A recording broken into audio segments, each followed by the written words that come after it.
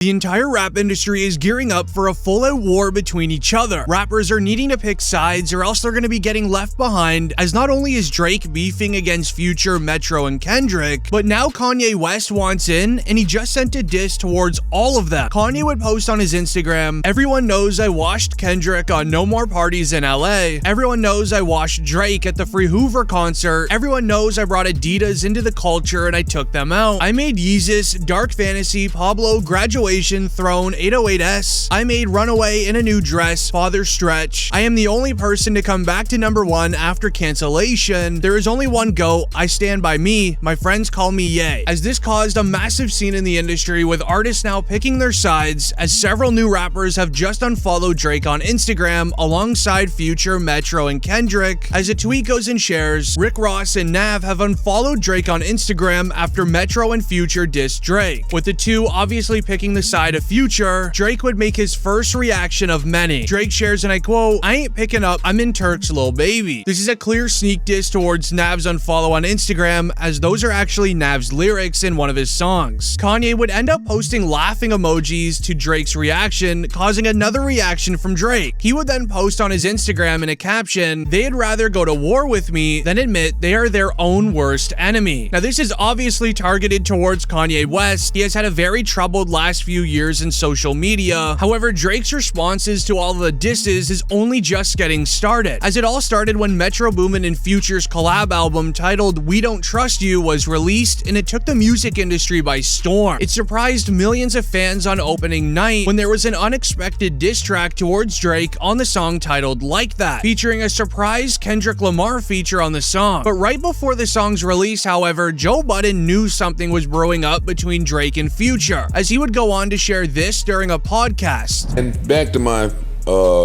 Future Metro Boomin Drake tension. You don't think it's weird that nothing ever happened with that hit smash song that Future and Drake made with Tim's? What do you mean? Nothing Wait happened? for you. It was a hit. When you say it was a hit. When you say what? No, it was a hit. It was a smash. So what you mean? Nothing happened with it. Never heard it again. Which is why it came to no surprise to Joe when the song Like That was dropped. However, Future didn't come in alone, which is what really surprised Joe Budden, as he brought in Kendrick Lamar on the song, who would begin his verse by saying, "Think I won't drop the location, I still got it. F the big three, it's just big me. I'm really like that, and your best work is a light pack." This is a direct message to Drake and J. Cole. The big three that Kendrick Lamar is referring to is himself, J. Cole, and Drake. The big three in hip-hop who blossomed in the early 2010s.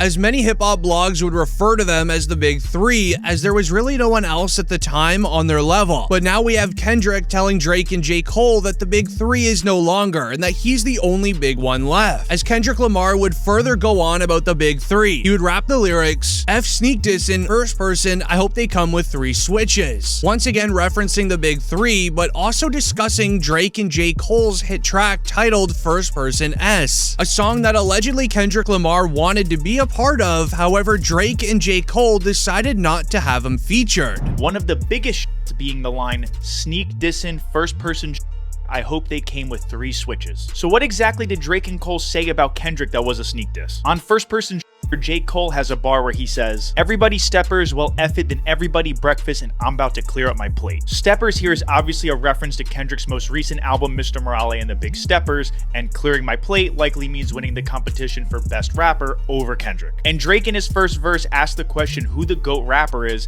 and he uses a clever double entendre to say that only him and J. Cole are in the GOAT conversation, meaning Kendrick is not. J. Cole also probably has the most notable line in first person where he says, "Love when they argue the hardest MC, is it K. Dot, is it Aubrey or me? We the big three like we started a league, but right now I feel like Muhammad Ali." Kendrick Lamar would then end his verse throwing another sneak diss at Drake's newest album titled For All the Dogs. Once again, rumors being that he was salty about not getting a feature onto the new album, as Kendrick Lamar would rap the lyrics, "For all your dogs getting put to rest, that's a K with all these 9s, he's gonna see a pet cemetery." Now, having to be careful with my words, you should still understand the point. Kendrick is referring to the For All the Dogs Dogs album by Drake getting put to rest with the release of Future and Metro's album, and then mentioning K with all of these nines, once again referencing a dog being a canine, and then ending it with the pet resting area. It's an obvious diss towards Drake, as once the song was released, someone would end up capturing a photo with Drake on the night, and in the photo it's very clear that Drake has his headphones in, listening to music with a very sour look on his face, making many believe that he is actually listening to the diss track on the album. However, things get even worse from here, as the beef would continue outside of the song like that and into the intro track of the album, titled We Don't Trust You. Future would go and rap the lyrics, "You're a #1 fan, dog, sneak dissing I don't understand, dog, pillow talking acting like a fed dog, I don't need another fake friend, dog," as Future is referencing the word dog at the end of every single line, which is very similar to Kendrick Lamar's verse with the dog reference, is leaving many fans believing that it is connected to Drake's album For All the Dogs. But it wasn't until 3 hours after the song's release that everything would go crazy, as a viral tweet would go and state, "Y'all didn't catch all these disses at Drake because y'all were too worried about Kendrick. Here's another diss at Drake from Metro and Future," which seems to reference 21 Savage, saying that Future is bigger than Drake and no one listens to him in the street. Also, before the diss on the outro, Future switches up his flow using no auto-tune, basically saying that I can get up here and do what you really do, but I can actually rap. Now, I can't share the outro of the song due to copyright, but it's an audio track from a movie where a character tells someone else in the movie that nobody is listening to a certain music artist in the hood, which is exactly what Drake's new best friend 21 Savage said during an interview.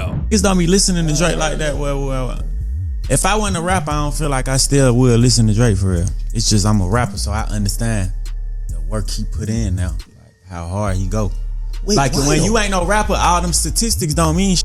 A regular street don't give a f about how many times you went #1, like how many white people listen to you. They don't even think that the farthest they think is the club. Who's selling this club out? That's who they think is the biggest. Like in Atlanta, it's a lot of who you really can't tell them Future ain't bigger than Drake. I would say it's cap. Really? Oh God, I used to think that. Drake ain't really no big me. Now, this could end up having Drake feeling some type of way now against 21 Savage. But to understand all the disses further, we first need to learn the beginning of the beef between Drake and Kendrick Lamar, because this is gonna absolutely surprise you. At first, it was all love. Kendrick dropped his iconic verse on his 2013 track titled Control. He name-checked multiple other artists in the game, including Drake, where he would rap the lyrics, "I got love for you all, but I'm trying to ruin you." While Kendrick meant the lyrics jokingly, Drake actually got annoyed by his name being added in. Drake would respond in an interview with Billboard by saying, and I quote, "It just sounded a little ambitious thoughts to me. That's all it was. I know good and well that Kendrick is not touching me, not at all in any platform." He even added into his song language these lyrics, "I don't know why they are lying, but your stuff ain't that inspiring." Kendrick Lamar would end up responding to this diss at the BET Awards with this freestyle. Yeah, and nothing's been the same since they dropped Control and tucked a sensitive rapper back in his pajama clothes. Now, when Kendrick was asked about the beef, he assured his fans that he meant nothing bad about the verse during an interview. The fact that hip-hop hasn't been shaken up in a long time. You know, when I went in and did the verse, I thought I was just having fun. and you know. As Lamar would also speak about it all, saying that it was all love. Where are you at with a lot of the cats now, like the J. Cole's of the world or Drake's of the world? Where are you guys at now? Same place. It's all love from the moment I did the verse to after the verse. Personally, I respect these dudes as, you know, as people, you know what I mean? So outside of that, it's really nothing. I respect their music, for sure. I respect them as individuals and creators. To which Drake would end up speaking on the situation later in 2014, saying, "I never said once that Kendrick's a bad guy or that I don't like him. I think that he's a genius in his own right, but I also stood my ground as I should. And with that came another step, that I have to realize that I'm being baited and I'm not gonna fall." Kendrick Lamar would then pop out to say that it was a reach to everyone to suggest that there was anything more than just a friendly feud. That's people digging in. That's people digging in way too far. But I mean, people pick at things all day, every day. You know, I can't get mad at it, but they reach it. We come from two different worlds, two different backgrounds. I really don't see that playing out, you know, as entertaining. Maybe to, you know, the people listening, you know, but not for myself. As Drake would end up showing respect to Kendrick Lamar and J. Cole during an interview in 2019. I have a lot of respect for, you know, the other two guys that constantly, up against, which is like Cole and Kendrick. Three-headed monster. Yeah. So I have a lot of respect for those guys because they also continue to, stay true to what we started with, and finding new ways to do it. I think for all three of us, it is the time to see who can transcend the generations, much like Jay did. And with J. Cole, Kendrick, and Drake being arguably the top 3 lyricists in the game at the time, J. Cole would jump in an interview to share his respect for the other two. I'm more interested in the relationship because I also see a time when I'm not doing it. That seems very realistic. I would, I don't want to be like, damn, we never kicked it. You know what I mean? Like, it was always respecting because even at its most competitive, you're not going to be competitive with somebody you don't respect. I think now it's just more of a wisdom thing where it's like, yo, you can never have it all. 100% of people are never gonna say J. Cole is the best rapper breathing. You won't get 90%. You won't get 90% to say Drake. You won't get 90% to say Kendrick. It's just never gonna happen.